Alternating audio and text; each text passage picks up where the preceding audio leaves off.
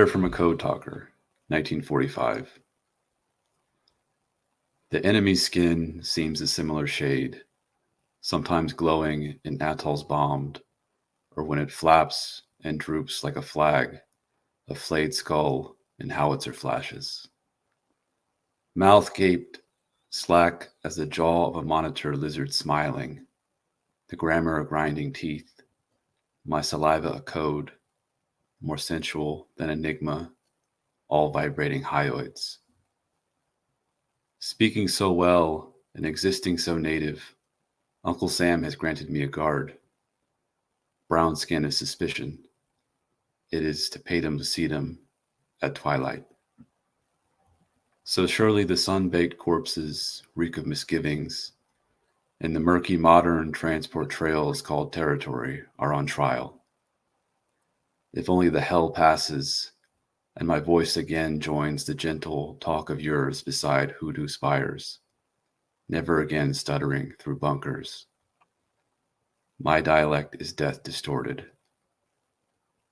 Everything I am belongs to the bombs. The commanders wish me to say the language beaten from me. Each time I speak, another sun drops from the abnormal sky. I only desire at least one other to see this endless loss and let my words escape into their time. So what if I was not here, but there, gone yet living within this lacuna, wandering between letters? Let me speak. Thank you so much, Sean. I am so excited to get to speak with you. My name is Saleem Hue, pronouns are he, him, and friend, and I am one of the assistant editors on the BLR poetry team. This poem, it's such the joy of being an editor, you know, when a poem comes through your submittable stack and the title gets you, and then by the end of the first stanza, you're like, okay, I need to print this out. I need to sit back with this poem, and this is definitely one of those pieces. So I wanted to start by asking you just kind of broadly some of your process as you were going through writing this. And I know it went through different iterations and different drafts, and would kind of just love to hear a little bit about the process of crafting this piece. Yeah, you know, I'm Navajo, a member of the Navajo tribe, and this subject was always of interest to me. And I didn't really want to write a story about it. I wanted to do more of a poem because I could be more abstract and talk about, I guess, sort of war in general, especially language too, because poetry, I think, is really good for talking about language. And yeah, I mean, it went through a couple different versions that you helped a lot to get it to where it is now. So thank you for that. But yeah, it was, it's been around for a while. I've been working on this one for some time, and I think it finally came together in a way that I'm happy with. Absolutely. And I love that sometimes there's this mystique that poets just sit down in one go and it comes out. And I love you can tell this is a poem that has struggle in it. So I would assume an author might naturally have to go through some struggle as they're writing it. So I really appreciate that. I just want to point out a couple lines that really hit me and see if we could get a little bit into it. So right off the top, the enemy's skin seems a similar shade, right? And we fast forward a couple stanzas later, and we have speaking so well and existing so native. I think when I first talked to you, I was like, that was one of those mic drop moments in this poem for me. I'm really curious about shade, about color, about culture, and sort of how this shows up in this piece for you.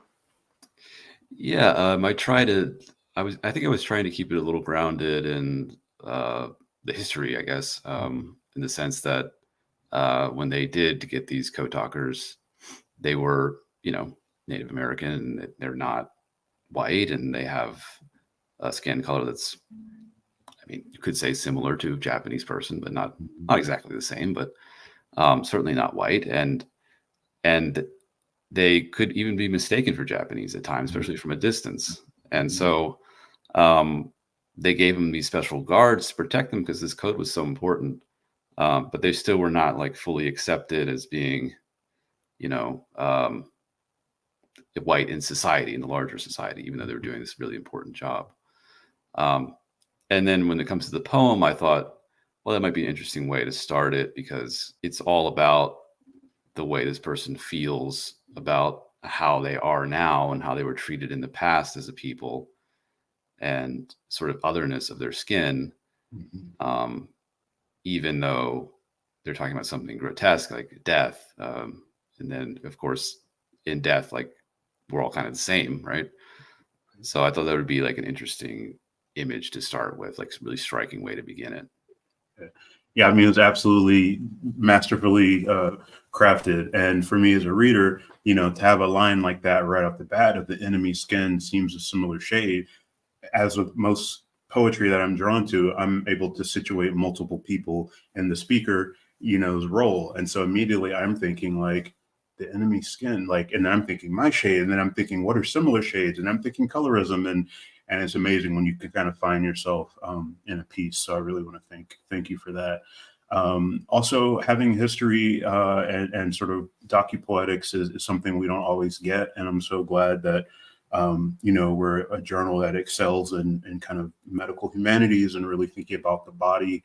And I just think you approach it in a fresh way, where the medical, you know, some of the literal medical language, and you know, I had to have some Googling of myself to be like, okay, oh wow, we're talking about some eyes, and we're talking about parts of the eye that I didn't know about, and we're talking about spaces between joints, and so I love that you still stayed, you know, very consistent with what the readers, you know, of this journal, you know, love to be challenged, you know, intellectually as well.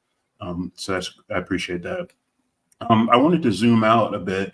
I know that you are an accomplished writer across genres, and wanted to speak a little bit about the role of narrative. At the beginning, you specifically said, I didn't want this to be a story.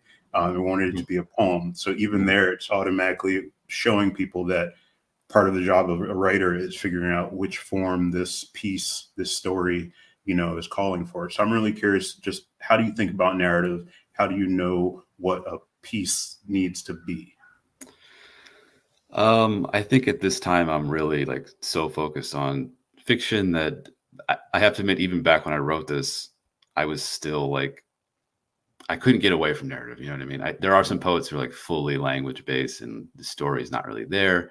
For me, it's like I always think about story. I always think about, especially point of view, which is like always my end to talk about fiction or poetry. Really, like in poetry, usually there's always debate about who's the speaker. You know, is it the writer, or is it the person who's in the poem? And for Who's me, the I? Who's the I? yeah, for me, I always like, it was always easier for me to say, oh, there's definitely a speaker, because I always would like try to go into somebody else's mind the way that you can do in fiction.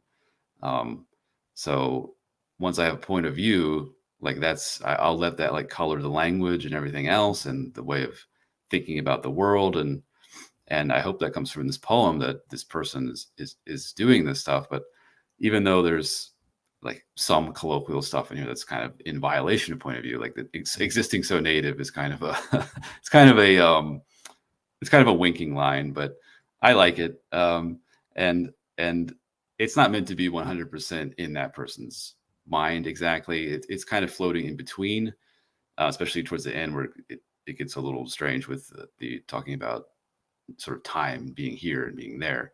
So I would say this is, in poetry, I play more with point of view than I do in fiction, where I tend to be very consistent with like the person's thoughts, mind, like everything's filtered through that. Wow. That's a really nice distinction, and being able to, I think even the structure of this poem being in, you know, kind of tercet quatrain, like there even is seeing the words on the page is even sort of cueing me that this is not going to move in this paragraph way. A lot of the line breaks sort of make me pause and then jump back, and I feel like time travel. I'm obsessed with time travel, and seeing 1945, and you know, being like, wow, what has changed since 1945? You know, to 2024, 2025 was also a really humbling, sort of moment of reflection. Who are the others, right? Who is actually allowed to speak? Who are we speaking for? Which brings me to one more point I want you to touch on, which is just storytelling. And do you have a history of storytelling? Where some of the stories that have impacted you, where have those stories come from? Well, I mean, I think that my background, the whole like the Navajo are very every Native American tribe really is very oral based storytelling. And for me, like I wanted to do this type of poem in a way that would be still respectful, even though if it was kind of playful and kind of arresting, but do it in a way that I feel like I could talk about it and make it seem like this is still happening now. You know what I mean? Right. And so for storytelling, I I've tried to absorb the rules, I guess, of Western storytelling. But wherever possible, like I will do something different. Like if I can be more playful, or I can break a rule, or I can, and I honestly think a lot of the best writing today is works in translation.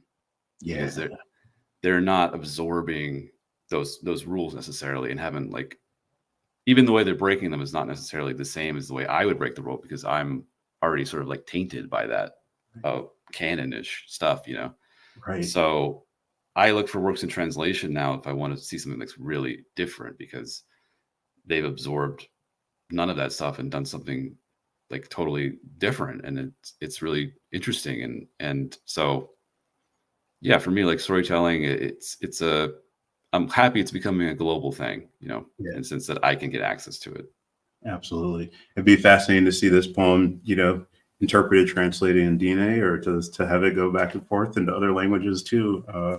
Already talking about translations and codes. That would be fascinating to see how somebody else might translate it. So maybe that's a challenge to an aspiring translator out there.